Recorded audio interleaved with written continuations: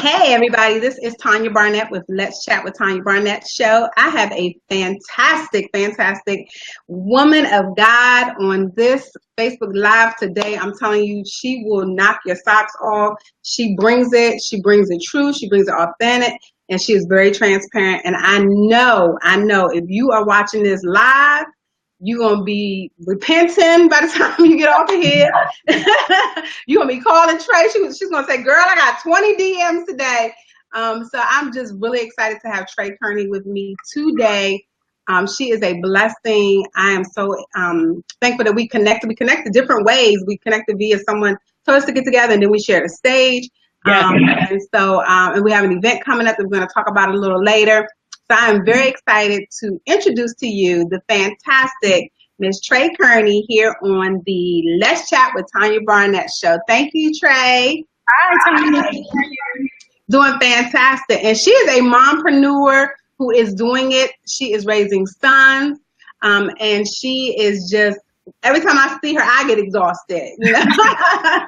And if you follow the hashtag Team Jermaine, you will see just how awesome of a mom she is. She blesses me just so much just watching her journey, raising her boys. And so, Trey, I am honored, first and foremost, that you said yes when I sent you the email, because you could have said no, I got something else to do. But I am just so thankful. So thank you from the bottom of my heart for joining me today.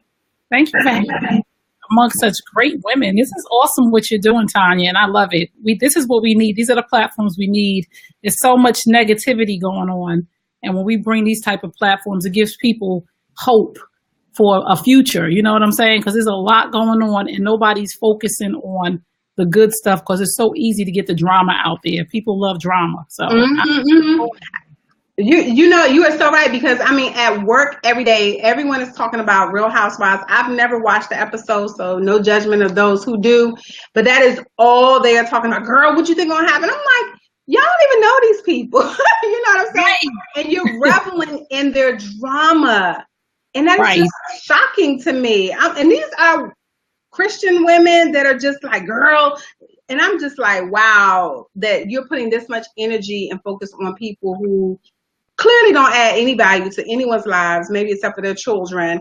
And then here you are just focused on them so much that you're not getting work done. You know what I'm saying? Yes. It's just very interesting how people thrive on drama. And so that was the premise behind, number one, just mompreneurs. I reached out to women like you, and there were about 10 that I reached out to who inspired me just by watching your journey, your walk, how you're handling your business while raising a family.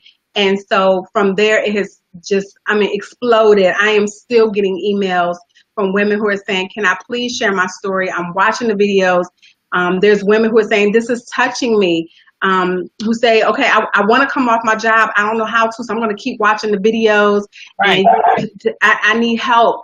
And so this really is helping women. And so I'm thankful that, you know, God is using me to put you all, you fantastic women, in front of women every day that can hear your stories and be, just Lucinda's story, Mia's story. I mean, those two who were in federal prison and now God is using their lives to bless so many people.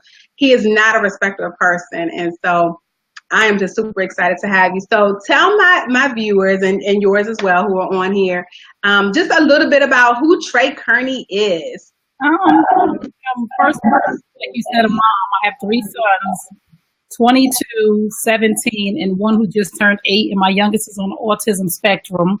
Okay. So you know, there's a lot with that, but it's a journey, and it's a wonderful journey. I'm an author, a speaker, and a certified life coach and relationship coach, and I got there by way of committing adultery, and I saw the devastating effects of infidelity and adultery on families.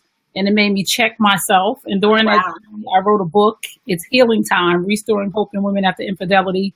Because I think that so many women are suffering in silence. And I think so many families are suffering in silence due to infidelity and nobody wants to talk about it. And I think so many women are unsuccessful, unfulfilled, and just paying to go to conference after conference after conference after conference, hundreds of thousands of dollars trying to find an answer. And the answer is within. You can't really be successful until you deal with matters of the heart. And it says it in a word. You know, above all else, guard your heart because everything you do flows from it. So I see so many women saying to me now, like, what's the secret? Like, there's no secret. I dealt with issues. I dealt with the matters of my heart. And now I can deal with everything else. Everything else will fall in place. I don't knock conferences, empowerment conferences and platforms of that nature because I speak on lots of them, but there's always this one thing missing. The relationship dynamic of dealing with yourself, dealing with your own. In order to be successful, you're going to have to dig deep. Right. That thing right there, because that's where it all starts. Wow, that is so powerful. And I know a lot of people don't want to do that. I know I had a girlfriend who was struggling with a lot of things in her life. And I kept saying, why don't you go to counseling? Why don't you go to counseling? And she told me straight up, she was like, I don't want to deal with my past. I don't want to deal with the pain. I don't want to get into a counseling session and I'm bawling and crying and I feel that pain and that shame and the hurt and the rejection and, you know, all those things that come with choices that we made. And for her situation, it was someone inflicted on her as a child. So she took the shame of that because no one would listen to her when she told. And so it just plagued her for years where she did not want to address that to get that help. And so I love the fact that you're saying it's healing time. It is healing time. Yes. And so what does that look like? What is healing time for you? You said you found yourself in adultery. What did that healing process look like for you?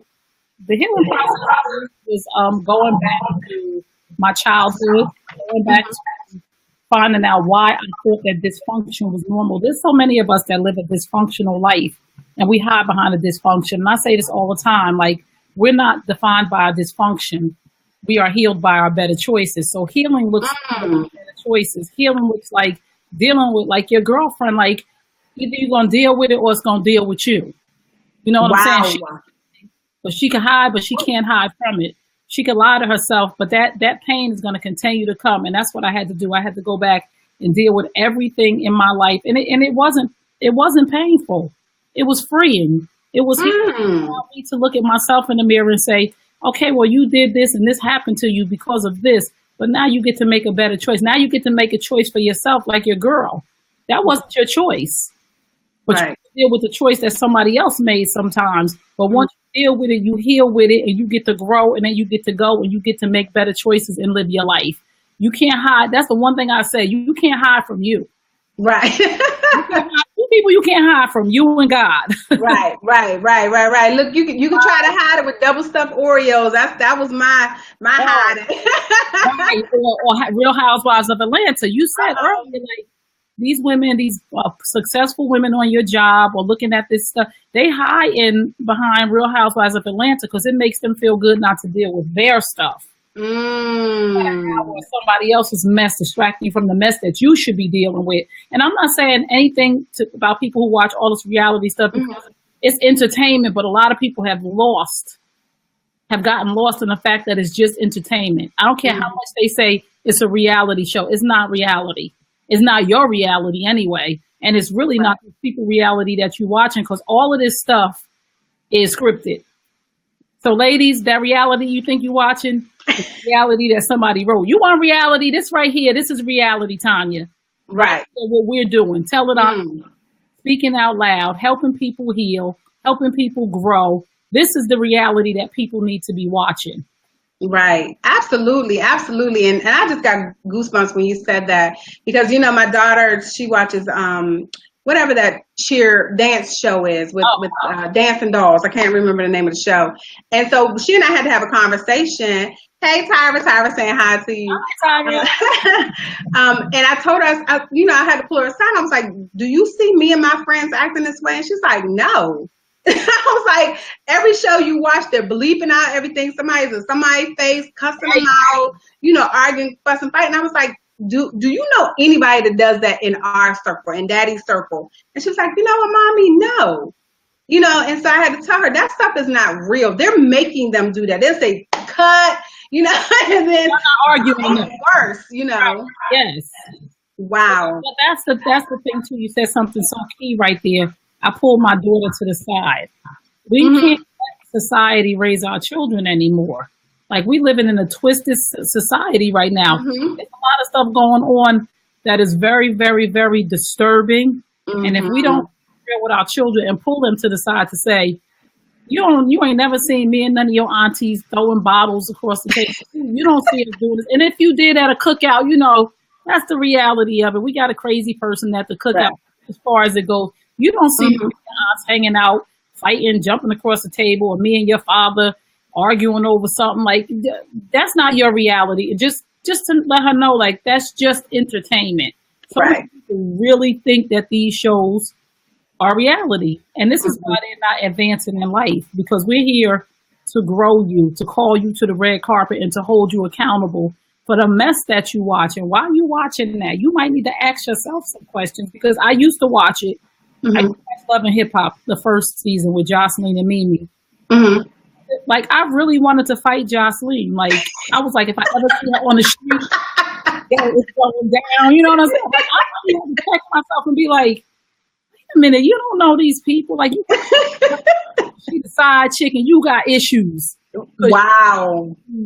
Because you was a side chick who turned into a woman who's trying to help women stop living that lifestyle. So now you mad at the side chick. You about to fight her for Mimi. And I was just like, this is too much. This is too much. I'm not going to fight Jocelyn. That ain't reality. That ain't my reality. I really haven't watched it in 3 years. Like, I dabble a little bit now because my boyfriend watches it. So I'm real intentional about my time. I'm real intentional about what I let in my ear gates, my eye gates. I'm in my life now. And that's why I'm advancing now in my life, because I'm not my biggest mistake. I'm my better choices. So I'm careful with what I let in my life now. Wow, that is just profound. So with that being said, being careful about what you let in your life now, how do you manage that, being a mom of 3 boys, and then your baby being on the autism spectrum? How do you manage that? What you allow into your space? Because I'm sure, I mean, any of us who follow you and see Team Jermaine, we see the different things. I loved watching you in the Toy Store, girl. I'm telling you, it brought tears to my eye. You had that purse, girl. You was like, you gonna ride this bike. I was dropping the purse on the floor, girl. But I loved it. I love it. So how do you manage that? Huh? It's about balance, and what balance really is your priorities. When you get your priorities straight, you can have balance. So many of us, we don't have our priorities straight. We all over the place. Now in my life, and this hasn't always been, and I can be honest and transparent on here because I've discussed these things with my children and what's close to me in my life. My children haven't always been my priority. I ended up in the situation that I was in, doing things that I had no business doing. Because when you don't have clarity and you don't know what you're doing, you don't know how to list your priorities. You don't know how to manage your time. Like you said, your girl didn't want to go get help. I needed help, so I went and got a coach. So now I know how to list my priorities, and that's how I have my balance. That's how I'm able to do everything that I could do in a day. Because there's some things, like, just for instance, there's some things that came up when it was my 17-year-old's birthday. It was my priority. It was really an event that I really wanted to go to, because I wanted to connect with some people that I had been trying to connect with for a long time. And I said, no, his birthday is that. Every time something happens with my boys and it's their birthday or something going on that's important to them, that's my priority. And I always say to God, wherever you want me to be, you're going to have me there. If I was meant to be there, it wouldn't be on Bryce's birthday. Right. So with my son, it was pouring down rain. He wanted to go to Benihana's and eat. And that event didn't even cross my mind again. But back in the day, it was my priority, because it'd have been like, yo, I'm going to miss this opportunity to make money and I can't do that. So on my journey, I've learned that my family's my priorities and money's not everything. We need it to survive. God is going to provide as long as you're working, but it's not everything. So priorities help you have the balance that you need to maintain a lifestyle being a mompreneur. Absolutely. Wow. That is so good. That is so good. And I know that several of my moms and some of my clients that I work with do have children who are on the autistic spectrum. So how has that affected just your mommy skills and especially with him being the youngest, so he takes a lot of your time and energy. How does that play out with having 2 older children? Well, my 17 is a really big help. Him and the little one are really close. Okay. Better than I know him. So he's a really big help. Like he really watches him a lot. And how it is I have to encourage parents who have children on the spectrum to make sure you pay attention to your other children, because the ones on the spectrum, they really do take a lot of your time because you have to watch them constantly. My 8-year-old, I'll say 7, he's 8 now. Oh my God. Doesn't talk. So he's taught us how to communicate better because we have to do action with him. It's not about words like I love you. No, he shows us, we show each other. So he's taught us how to communicate without words, which a lot of us need to know how to do. We need to stop with all the lip flapping and show some action. So this is what I'm learning from him.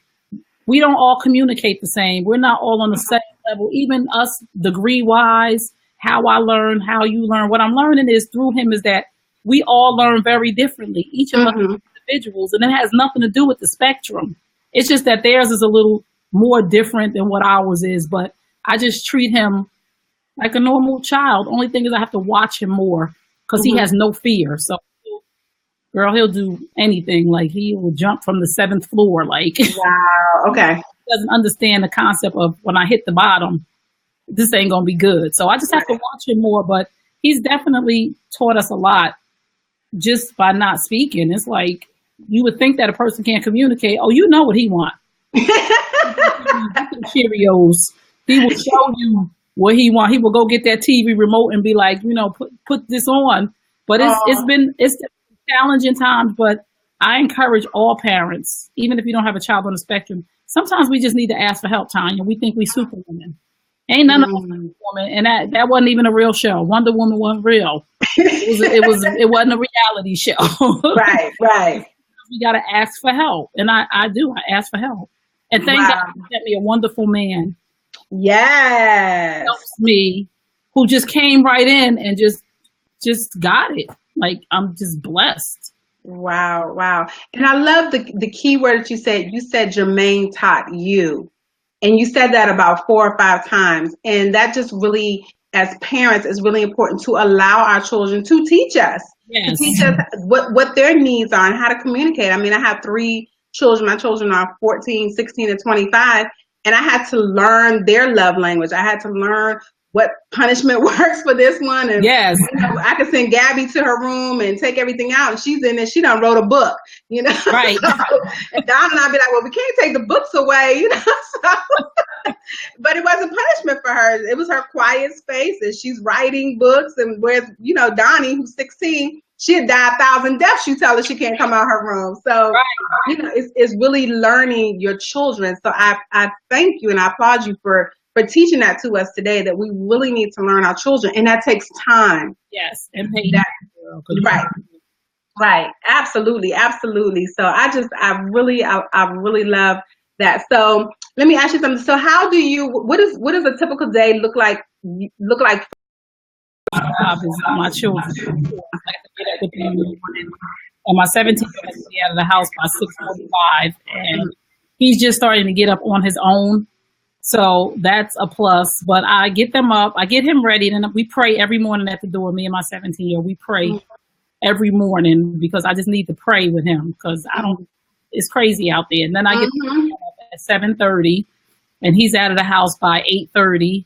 And then I do my scope, coffee with tea every morning at 9 a.m. Eastern Standard Time. So just in case you're up and just need an uplifting word, we talk about all things infidelity. That's my little show in the mornings from 9 to 9:30. And then I go about my business for my coaching business, and, I write. And I'm working now with DC Marshall. I am a coach on her team.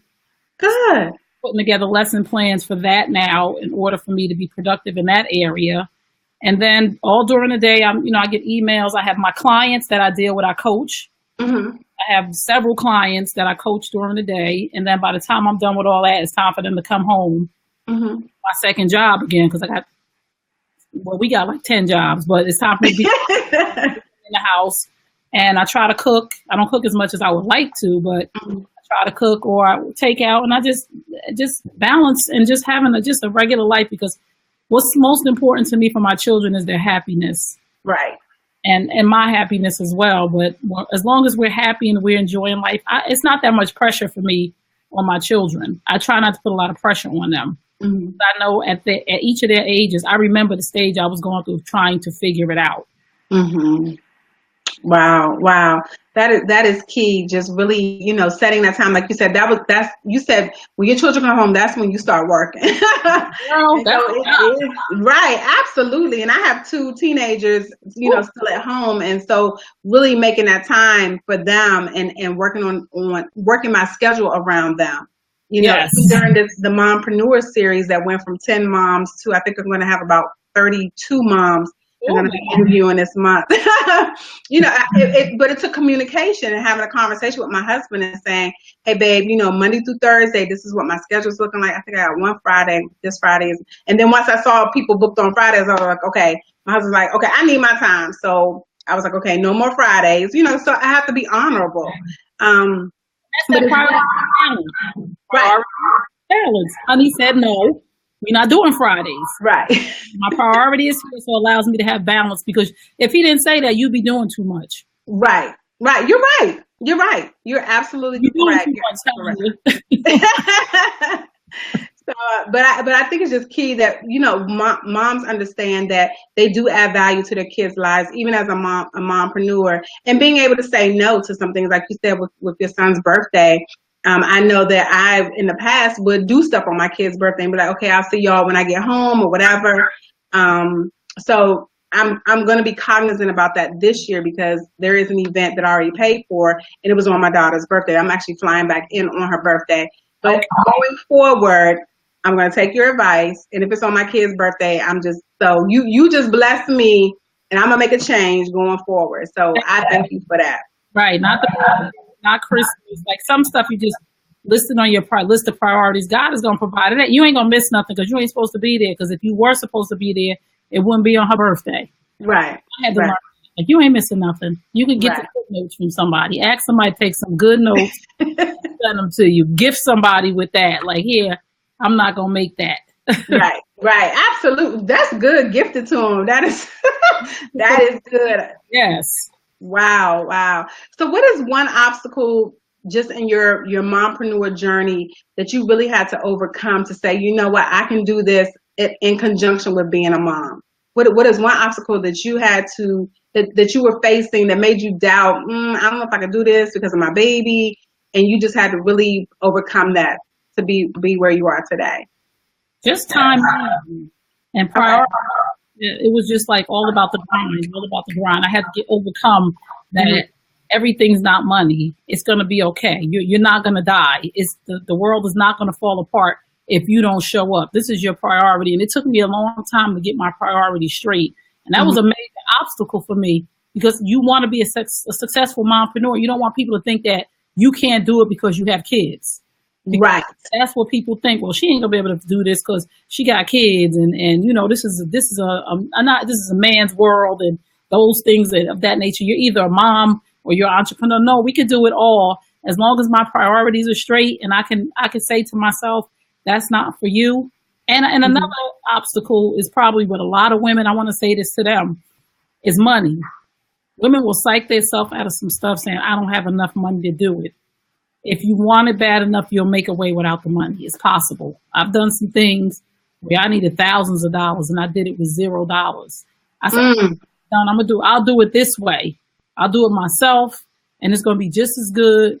I'm going to trust myself, and I'm not going to psych myself out of whatever it is I want to do based on a dollar sign. Because some women are stuck.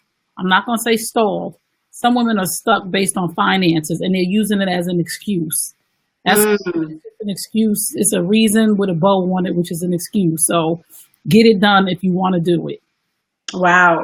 And I know for me, when I went to my first conference and I paid $297, and I was shaking putting my credit card number in, because that was the most money I had ever paid on myself. Mind you, I paid, my daughter was doing cheerleading. We were paying cheerleading fees, $300 a month. Yes. Someone was doing a black belt. We were paying another $200 a month. But here I am paying $297, and I was shaking because I was like, oh my God, I cannot spend this money on me for a conference.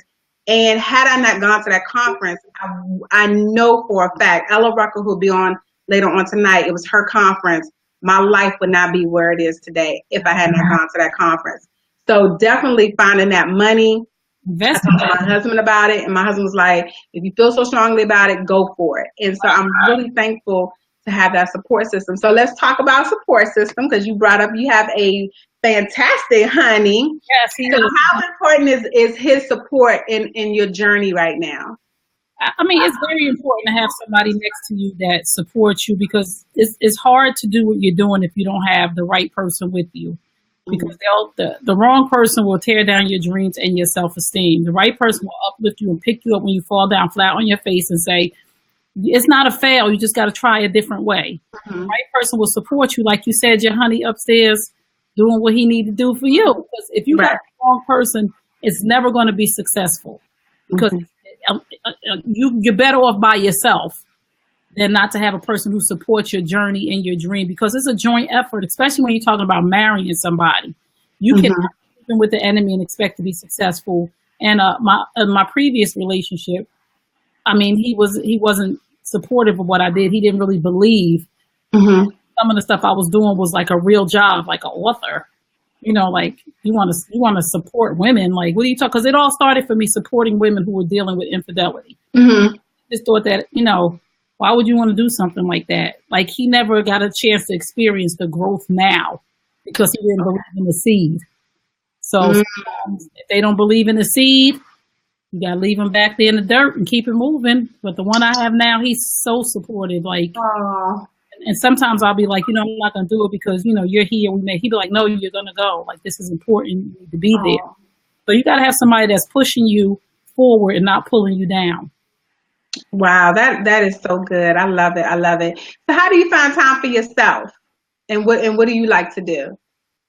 I just like to sit in the house and listen to music. And spend time with Brian. I mean, I'm easy, girl. Like, easy. Like, just put on my iPhone and my playlist, put on my little speaker, and just have me a little glass of wine and just sit back. Because I'm at a season in my life now where I just don't like a lot of noise. Like, and it took me a long time to get there too, because I came from a dysfunctional family, and it was always around. So it was always a party. It was always drinking. It was always some sort of fighting when the Johnny Walker Red came out. So, you know what I'm talking about, girl? Yes. My family was Louisiana, girl. They tear up. Okay, so you know. So it's just important to me. I like to write. Like, I like to write, you know, I write poems sometimes. Like, I really just like to put my thoughts on paper, and then it turns into something that I didn't know it was going to turn into. And then I'll be like, oh, that was good. That is so good. And finding that time for yourself. I know yesterday Priscilla said she just likes to get in her pajamas. She said, this may sound corny, my pajamas, my fuzzy socks, and watch some Netflix or catch up on a DVR. That ain't funny. That's good. I like to get in the car driving by myself. And I just love R&B music. Like, it really soothes my soul. Like, I could just listen to R&B like all day. I make time for me. Like, I just feel like I just need a minute. I just need a moment to relax. So, like, we just got to make time for ourselves. We always act like we don't have time, but we have time for everything. And but your body will tell you. Some of us end up in the hospital when we're doing the most because we don't know how to stop and take time for ourselves. So God will slap you in the face and be like, "Oh, okay. So you don't want to take time. So how about we give you a little hospital stay for dehydration?" So time, ladies, just take the time for yourself before God make you take the time. Absolutely. Because I had a friend, she was planning her husband's retirement party, and she was training for a race. And at the retirement party, she wound up having a seizure. Oh, and so we couldn't even do the retirement party. And he said she had been up for like several nights, got no sleep. She was dehydrated and had a seizure right there in the middle of the retirement party. Just not taking care of herself. So yeah, that is so important, taking care of ourselves. Wow. So Trey, selfish. Say that one more time. Self-care is not selfish. Right.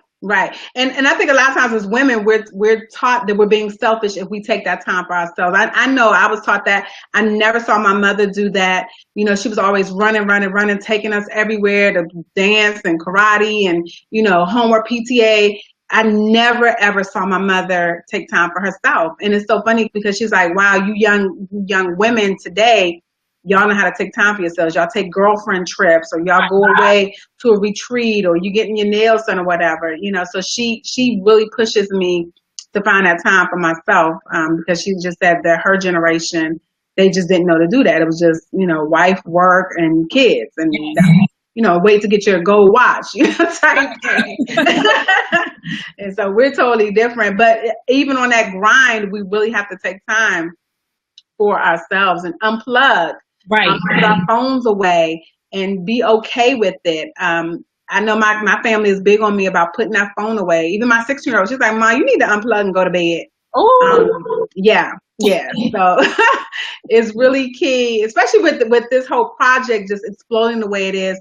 I had to, like you said, prioritize and say, okay, I need some sleep.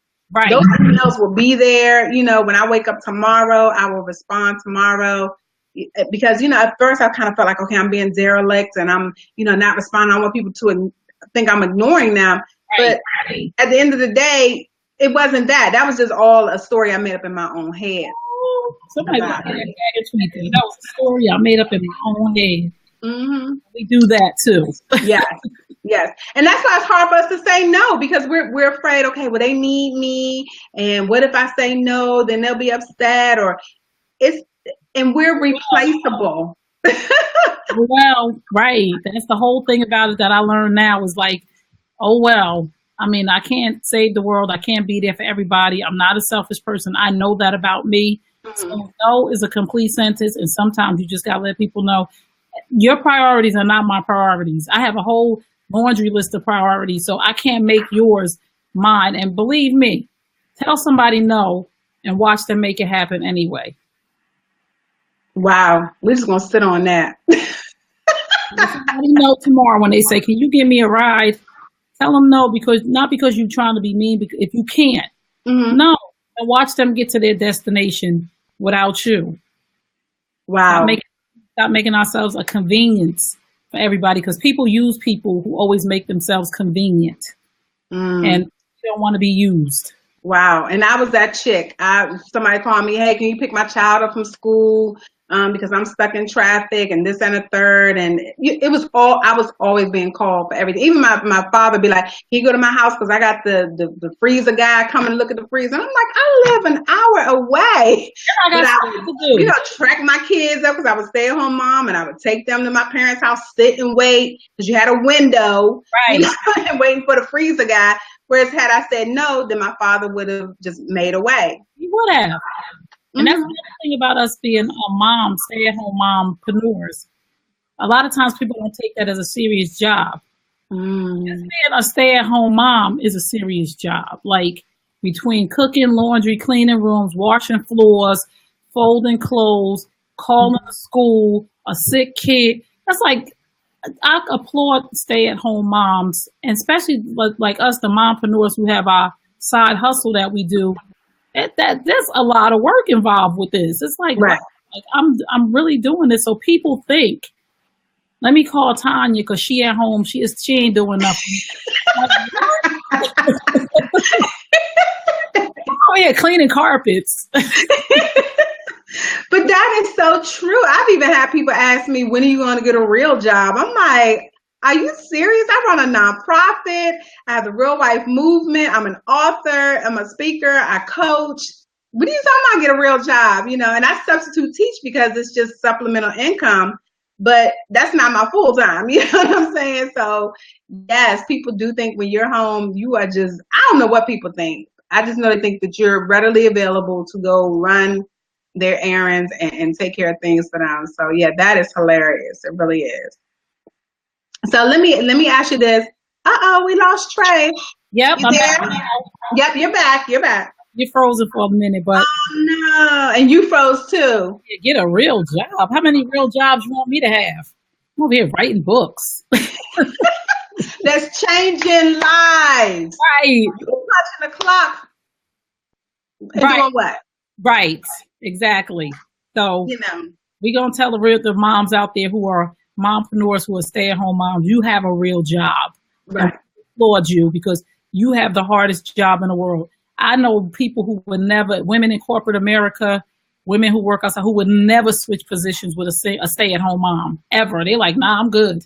I'd rather get work and talk to real people, like, have a conversation with a grown-up. So right. To the women out there listening, don't ever doubt yourself as a stay-at-home mom, because that is why so many children are failing in society now, because we don't have a lot of stay-at-home moms. And back in the day, the moms were staying at home, nurturing children. So if you could do it, if your life allows you to do it and your husband can maintain the household, I say go for it. And don't worry about what other people say or society deems your job.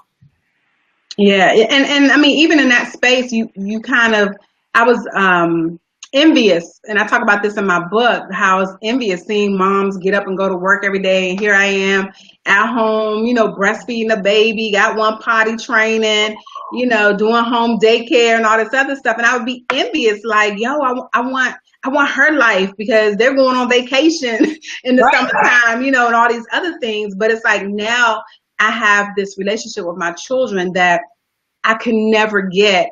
And people are like, Dad, your kids are free. They come and talk to you about sex or, whatever it is, freely. And I know it's because I stay at home with my children. And we have relationships. Children. The school didn't raise them. The world didn't raise them. You have a relationship with them. And that's what's so important, even for the moms who have to go out and work, because we're not knocking that, because we got to do what we got to do to provide for our families. But make sure you keep that relationship with your children, because they need you.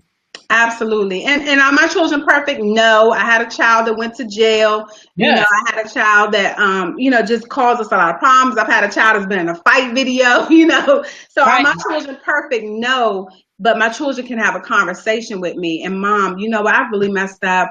I look at the choices that I made that put me in jail, and now my daughter is in the Coast Guard. She's thriving. She's an artist.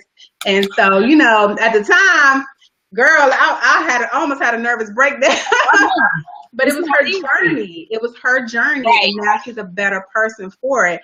And we were in church, raised, I was homeschooling my two youngest kids. Like I said, I did home daycare. I did everything to be the perfect mom. And I think a lot of times, for whoever's listening, there's no such thing as a perfect mom, because your children are not robots. Even when they're newborns, when they cry and they make that, you running to go pick them up. So you cannot control not even your infant, not your newborn, and certainly when they're not teenagers and they're influenced by so many people. So for any mom that's watching right now, there's no perfection. There's no secret to being a great mom. All you can do is sow seeds of love, sow seeds of respect, or have an open door policy. Even with our kids being teenagers, they know if they knock on our door and we say, come in, they can come and get under the covers with us and lay down and have a conversation. And I know people probably kind of look at us like that's crazy, but that to us, there has to be some sort of intimacy, especially in the Black community, with our children, because our daughters are falling by the wayside. Our sons, the music they listen to tells them otherwise about themselves. So I just, I love what you're doing with Team Germain. It just warms my heart, because I'm at a middle school right now, and I do special education in my middle school. And these kids, clearly their parents have not invested any time, energy, anything into them, because they're not learning. There are all these behavior problems. And when you call the parents, they tell you calling me again. I'm sick of y'all calling me about him. I know he's bad. I'm like, that's not why I'm calling you. I'm calling you to tell you that your child needs help. And that's big in African American communities. I want to say this to some of the parents out here who are experiencing difficulties with their children.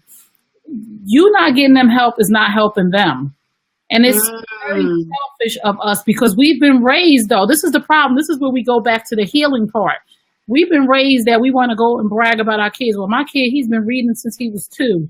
My child has been doing this since he was 5. And my son is the best at this. And we've been taught to compare and compete, and have children compare and compete. I don't compare my children to anybody. They are who they are. I expect them to do their best. And that's all I can expect from them, is to try hard. Yes, they do get lazy at times. You have to take things away and push them. But if you see something, if you see that your child is not making milestones, if you see that your child has poor behavior, there could be a serious condition. You need to go get some help and get it checked out, because genuinely kids are not just bad, angry, acting out, falling out, having meltdowns. So many people in our communities, in African American community, instead of saying this is not normal, that I'm if you're raising your child, the whole thing too, men and women, if you're raising your child the proper way and you're still having these behavior issues, the child may need some help. The spectrum is so wide. It goes from ADD to ADHD to attention deficit disorder to all the way full-blown autism to Asperger's. There's so many things. Children learn differently, and we have to take that into consideration in the African American community and look at our children and say, I'm not embarrassed that my child is not as smart as yours. He excels somewhere else. He has a gift. Each child has a gift and a purpose. And if we focus on that rather than focusing on competing with each other or looking at Lisa's kids over there doing this and they going here. No, like you said, my daughter, she was doing what she had no business doing. Now she in the Coast Guard. That's her journey. It's not her biggest mistake. She is her better choices. And we had to go through a journey of self-discovery, of learning ourselves. And sometimes some of our children are just late bloomers and we got to love them through it. Wow. Very good. Yes, the kids do look to the adults for examples, man. That is so true. And we have to not be embarrassed. God these children for a purpose. And you have to, as a mompreneur, as a mom, it's hard raising kids. And for the single moms out there, I give you hugs, virtual hugs. Ask for help. Ask for help. And to the moms out here who say that they're single moms because a man is not in the house, I just want to clarify this real quick. There's a difference between a single parent and not living in the house with the person who you had the child with. If the man is instrumental in the child's life and he pays his child support and does far beyond, you're not a single parent. You just don't live in a home with the person that you decided to have a child with.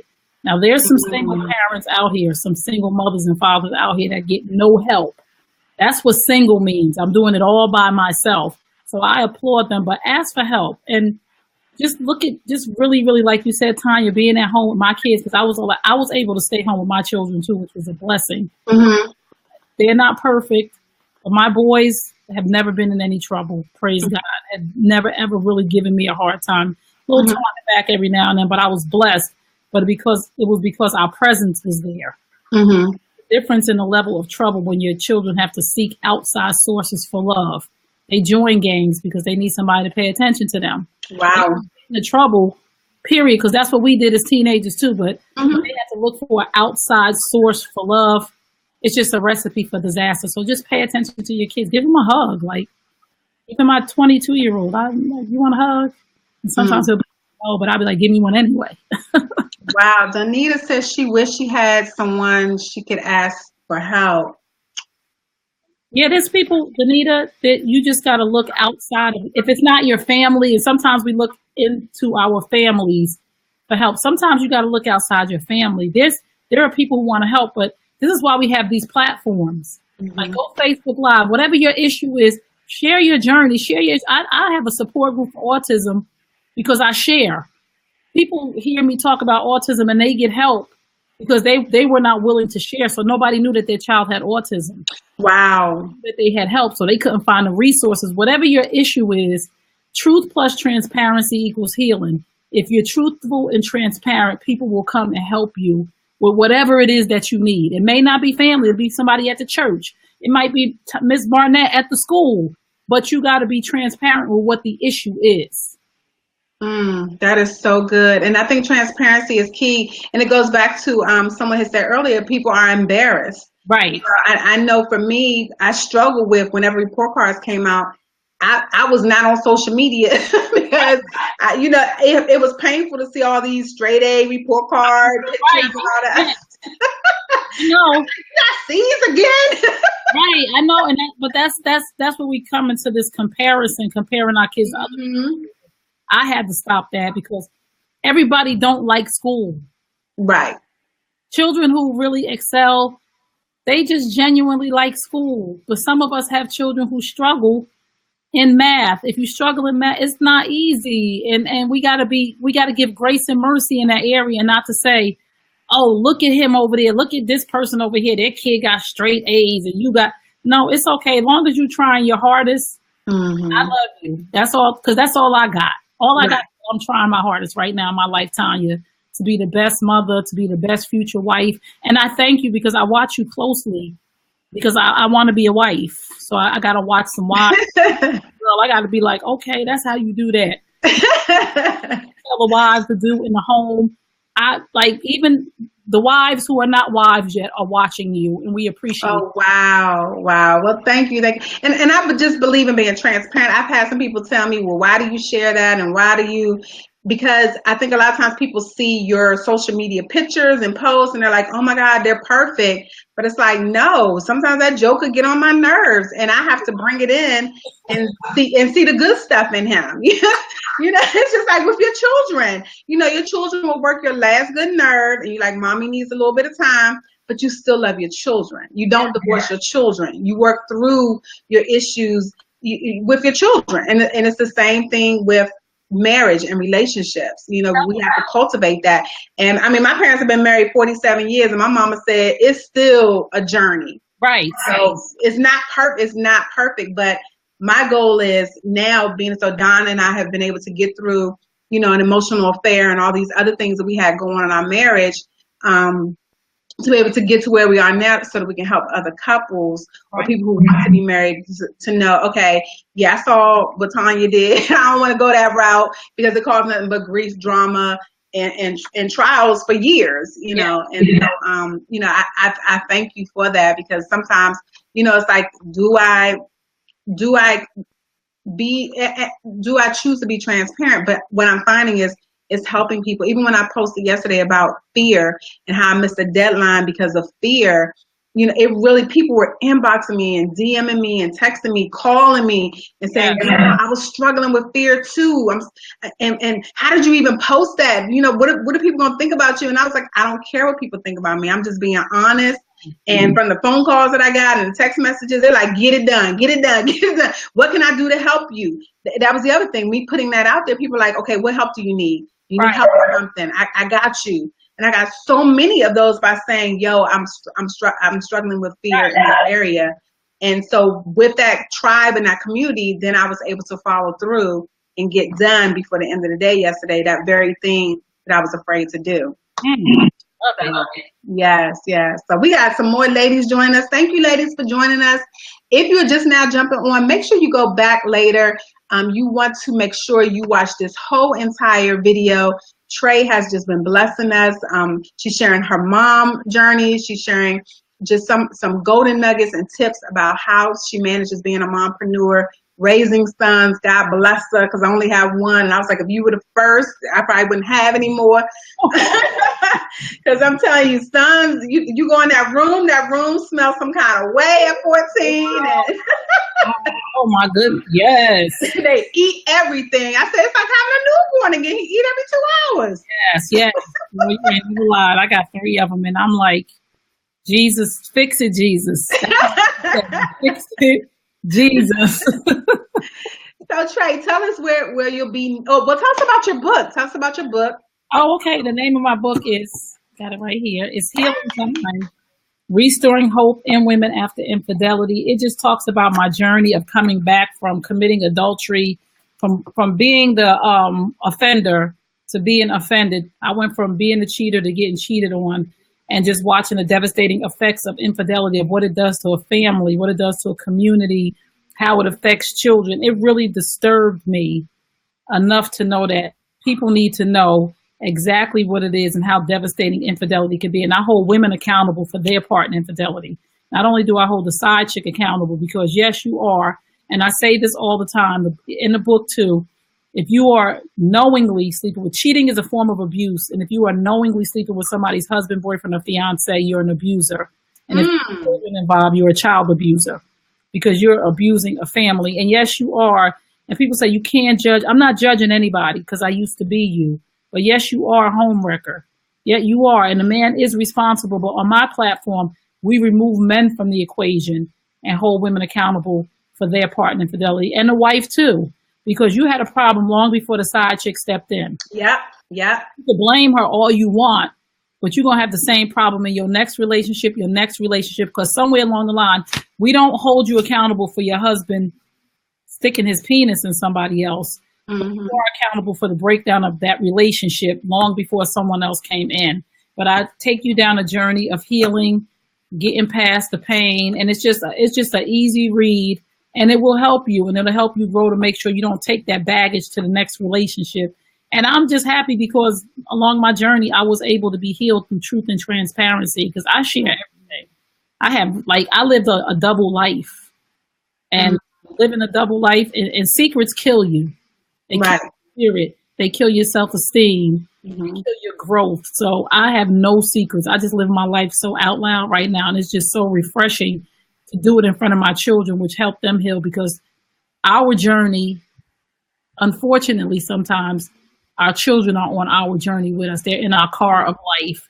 And when we crash and burn, they crash and burn with us. When we go off the road, they go off the road. When we go to the left, they go to, because they don't have no choice. Right. So really, really careful to figure out who we are when we have children, so that we can be a good example. And like you said, none of us are a perfect mom, but it's nice to know that I'm not my biggest mistake. I'm my better choices, and that my children are now safe in my arms, because they haven't always been. I've dropped them a couple of times on their head, and I don't mean that literally. But I've dropped the ball quite a few times, and I'm still learning, because this is my first 22-year-old. Like he gonna be 23. I ain't never had no 23-year-old time that he my guinea pig. Like, I ain't never had a 30-year-old son, Tanya. What I'm supposed to do? Now the other two, I've experienced some things with them, but with him, he's always my first time. So be kind and gentle to yourself to know that that first one, you're gonna drop him a few times, and he gonna. Yes. And I mean, and I know that's some of the reasons why my daughter made the choices that she made, because she was our guinea pig. Right.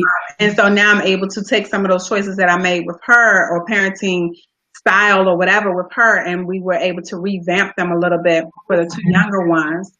So they are little crash test dummies. Right. I'm sorry, Gabby. I love you though.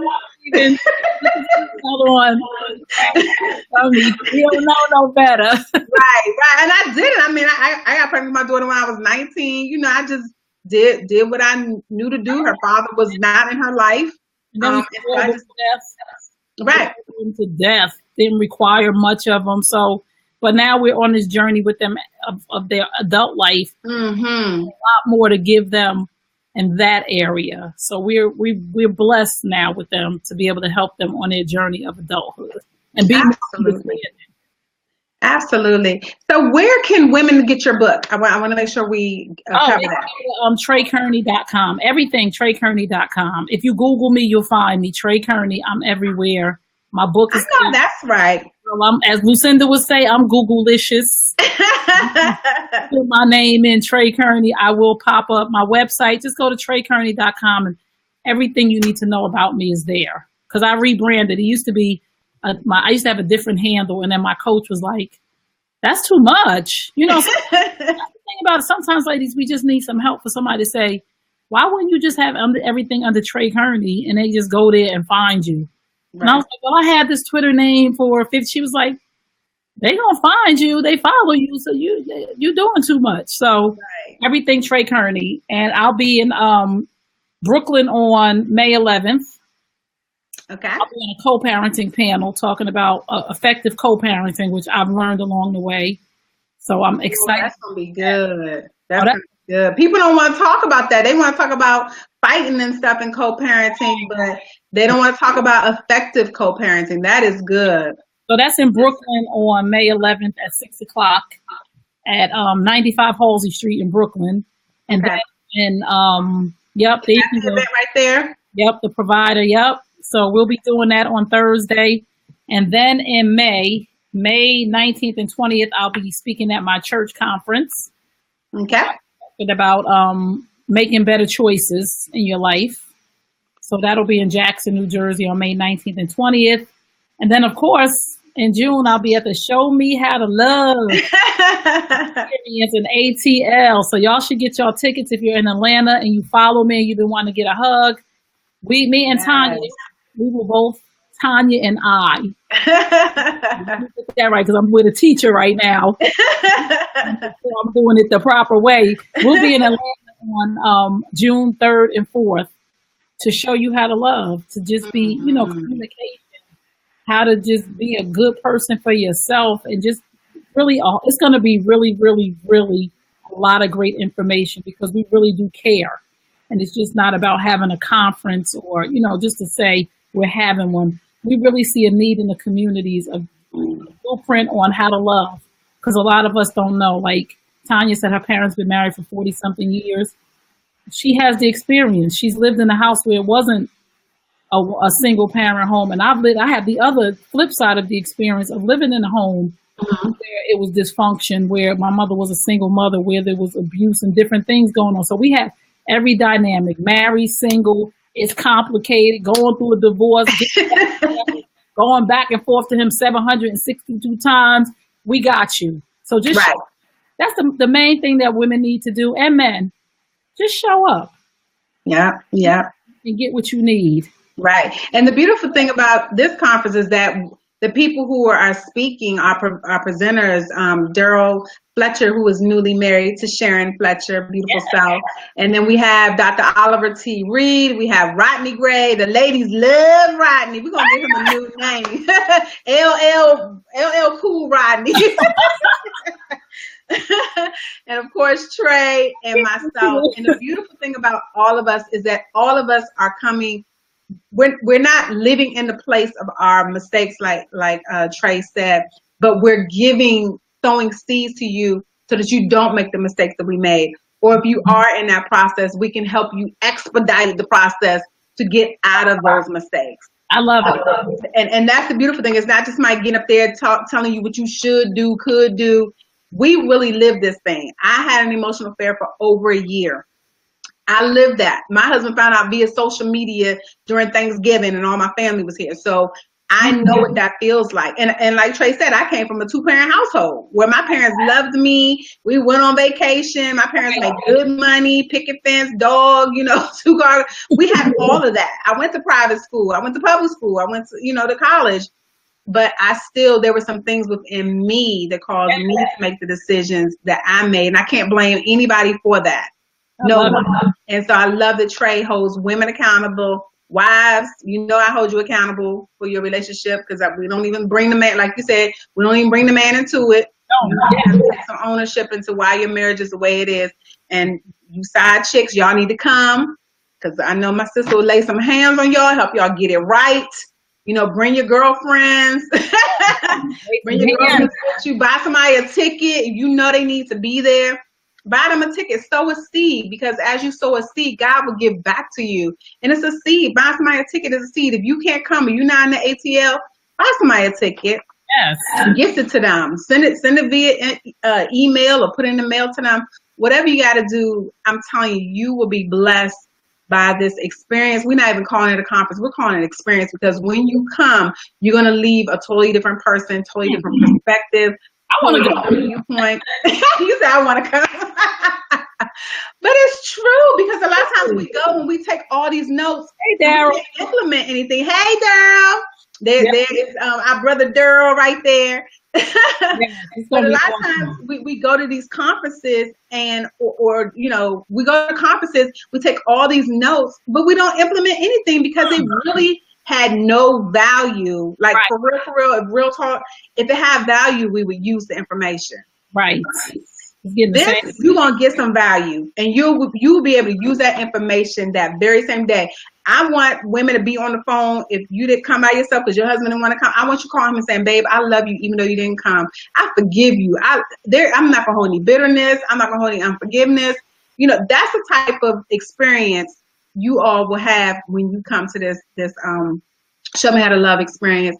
You're going to get Trey and all her regalness. She is going to bring it to you. Yes. You can't help but change after you have an encounter with her. I'm just telling you. And then Rodney, right. I mean, it's just going to be fire. So definitely. If you need tickets, the conference is Show Me How to Love. I'm gonna put the website up one more time. ShowMeHowToLove.com. I believe we have a special going on, buy one, get one free. Yes, we do, until Friday. Okay, so we have buy one, get one free until Friday. So get your girls, road trip. Brother Daryl putting the website up there. Thank you, Daryl. And your husband, tell him, see, sometimes the men be like, I'm not spending all this money on, tell babies, buy one, get one free. You get to come for free. Just go with me. Just go with me. There's going to be men there. It's 3 male speakers. It's going to be men there on the same level. It ain't going to just be a whole bunch of women. Explain to him and just tell him, baby, date night.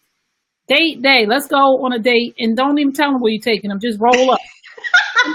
Go with a brother. Be like, come on, baby. Do stuff, and he be like, where we at? Just come on. Let's come on. You're gonna go with me.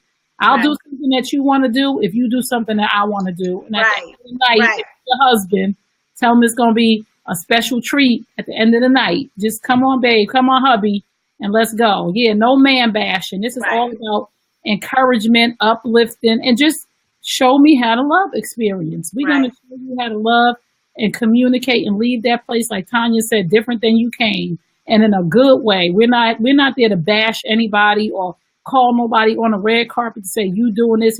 No, we're going to talk to you from our experience of how we change. And of course, like I always say, I'm not judging. I used to be you. We're not you, all of us. We come from a place of truth, honesty, and respect for everybody who's going to be in that room. That is just key. It is just wow. I can't even follow up on that. But I love the fact that we have 3 men. So it's more men than women. So this is a conference for men.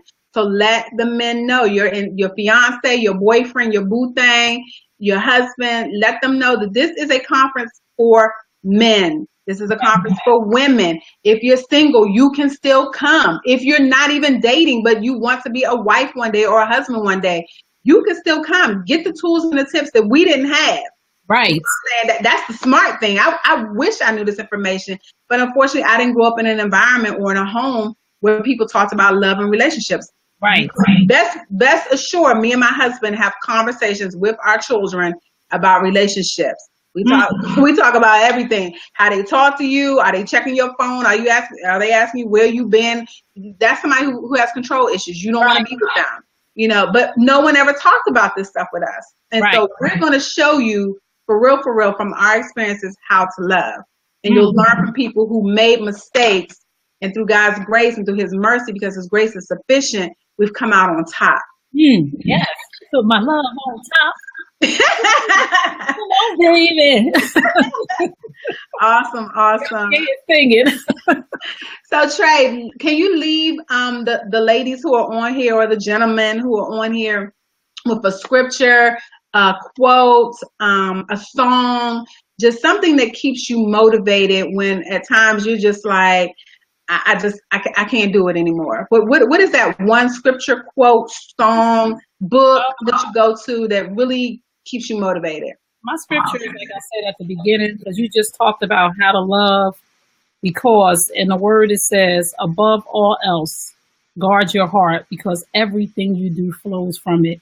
Get this right, and everything else will fall in place. That's why, and it's nice that we're talking about the Show Me How to Love experience, because this is the one thing that we don't check. We don't do a heart check. We do we go to all these conferences and learn how to do this and how to do that. The one thing we don't check is we don't check this. And that's why everything else is a mess, because you got to go to the truth. You got to go to the rock. You got to go to the word and find out how to be successful. And it says above all else. It doesn't say above some things, above one thing. It says above all else, guard your heart, because everything, right, Tanya? Not some things, not that thing. Everything you do flows from it. So I would just encourage you to just get this right. And we're here for you. I do coaching. Yes. So if you go to my website, it'll tell you everything I do. Just go Google Trey Kearney or go to TreyKearney.com. And I'm here for you. We all need help. We all need somebody to show us how to love, because none of us really, like Tanya said, it growing up, nobody was giving us the blueprint. We didn't talk about certain things in the house. We just did, and we kept it moving. Like right now we have resources to make sure that we're right here. We're okay all the way around. And all you got to do is show up, and all you got to do is ask and let people know what you're going through. Nobody can help you if you walk around with a mask on with a smile on your face all the time. Nobody knows. Wow. You running around here and then you mad because ain't nobody helping you. But look, we all do good in the hood. We like, yo, Tanya doing it up. Tanya's good over there. She don't need anything from anybody. So that's why we have to be honest and open. Mm-hmm. And that's the only way that healing begins. So we can't wait to see y'all on ATL. Y'all better yes. tonight. Right? Yes, yes, yes. Buy one, get your ticket. Buy one, get one free. Get your ticket, get your life, get your girlfriends. Plane tickets right now on Southwest are cheap as Tuesday, so you know you can buy them cheaper on Tuesdays. Yes. Get your plane ticket. I already got mine, and we have a hotel that has a room block. You'll find all that information on the showmehowtolove.com website where the room block for the hotel is. And we're not putting you in the Motel 8, Super 8. You're going to be in the Hyatt, okay? That's how we roll. I'm just saying, that's how we roll. Yeah. Okay? We do it in excellence, okay? Right. Because that is who God has called us to be for such a time as this. So we have y'all up in the Hyatt, okay? And we got a room block, and it's not a Hyatt rate. Right. So go get that. And we'll see you in ATL.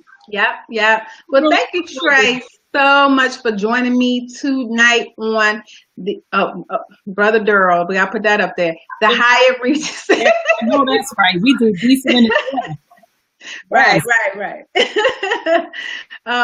So I really appreciate you being my guest, my sister, you know, my sister friend here on the Let's Chat with Tanya Barnett show. If you love what you heard from Trey, make sure you go to her website, TreyKearney.com. If you want her book, if you want coaching, some young lady says she wish she had somebody to help. Reach out to Trey, okay? What you see is what you get. We're not faking the funk. We don't have time for airs because there are lives that need to be saved. And once your life changes, everybody around you, life can be changed. And that's community building. Yes. And my dog just came in here. Hi, Pooh. My dog just came in. Dog kid might run in, dog might run in, husband might come in. Because we live and we real. Right. And so definitely I will have Trey back on Let's Chat with Tanya Barnett on Praise 106.1 on the FM dial, Radio 1, same radio channel as Erica Campbell in the morning and Willie Mo Jr. in the afternoon. That starts July 9th. It'll be every second and fourth Sundays here in the Washington, D.C. area. If you're out of town, you can hear it on PraiseBaltimore.com or tune in. That is Praise 106.1 on the FM dial. So I will definitely have Trey back. You'll be able to actually call in so she can hear your voice and she can give you some advice. And we're just going to go from there. So we're going to see you in the ATL in less than a month. Yes. Make sure you get your tickets. We should be seeing them ticket sales going. And we're just gonna fill you up so you can go home full. So thank you again, Trey. Thank you everybody that joined us tonight, and we will chit chat later. Thank you for having me. Oh, I appreciate you so much. All right, bye-bye.